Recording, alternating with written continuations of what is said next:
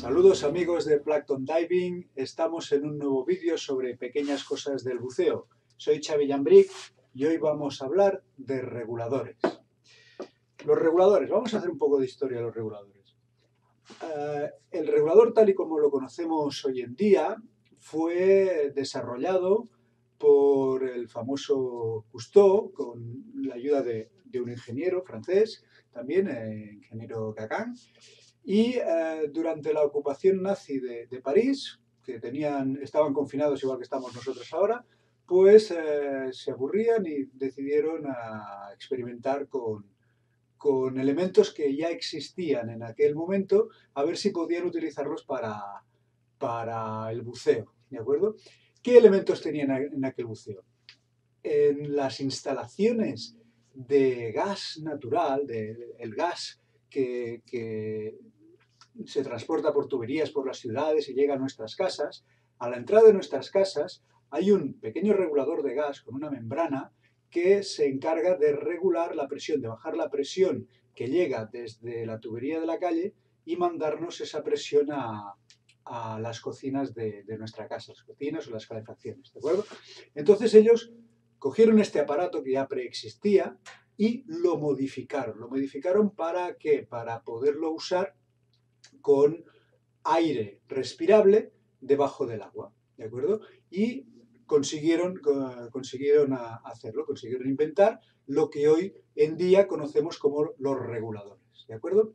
Los primeros reguladores que se empezaron a fabricar después de esta hazaña, de haber conseguido este primer aparato, se parecían a este que tengo aquí, ¿de acuerdo? El modelo de Cousteau era un modelo Aqualung, modelo Mistral de Aqualung, ¿vale? Yo aquí tengo el modelo ibérico, la versión ibérica, que sería el Nemrod, en este caso el Nemrod Shark 3, que de hecho fue mi primer regulador de buceo. Muy bien, en aquella época el regulador sabemos que tiene dos partes, ¿vale? Tiene lo que hoy en día conocemos como primera etapa y segunda etapa, ¿vale? Pues en aquella época también existían esas dos partes. Lo que pasa es que el nombre que le dábamos era cámara de alta presión, cámara de baja presión. Y todo ello estaba metido dentro de esta parte de aquí, ¿vale? Todo ello iba dentro de esta parte de aquí. Entonces, aquí dentro, ¿vale? Aquí dentro tenemos la alta presión que sirve para recibir la presión que hay dentro de la botella y nos lo rebaja a una presión de trabajo, ¿de acuerdo? Y luego tenemos, que es lo mismo que tenía el aparato de gas que nos proporciona el gas para las cocinas. Y luego tenemos la cámara de baja presión que se encarga de darnos ese aire, en este caso, ya no es gas, ya es aire, mezcla de gases, que nos la da a la misma presión a la cual nosotros nos encontramos, ¿vale? Y todo eso se encuentra aquí dentro. Este tipo de reguladores, en aquella época, eran conocidos como bitráqueas, porque tiene dos tráqueas, ¿de acuerdo? Tiene dos tráqueas. Como la primera y segunda etapa, o como lo decíamos en aquella época, la cámara de alta y la cámara de baja estaban aquí metidos, ¿vale?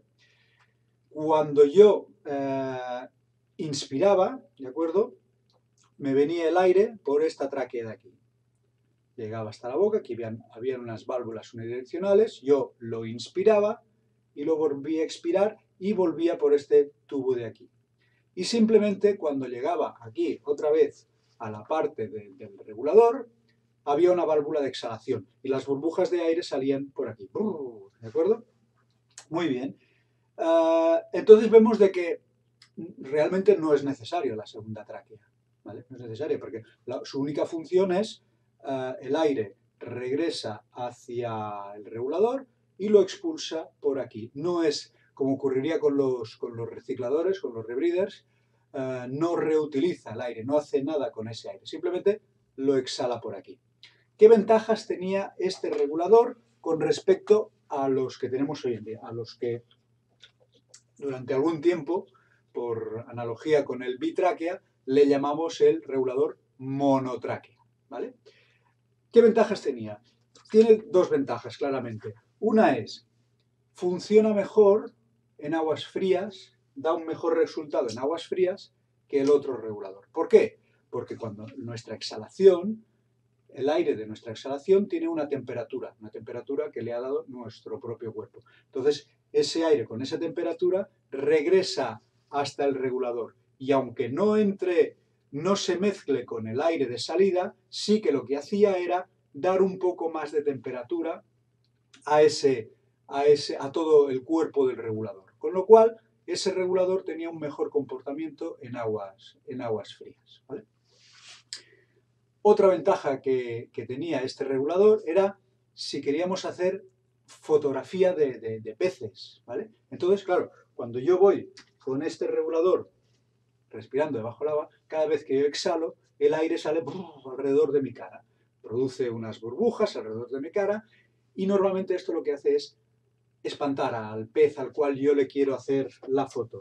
Con este regulador, como la pieza esta iba detrás de mi cabeza, la exhalación se producía detrás de mi cabeza.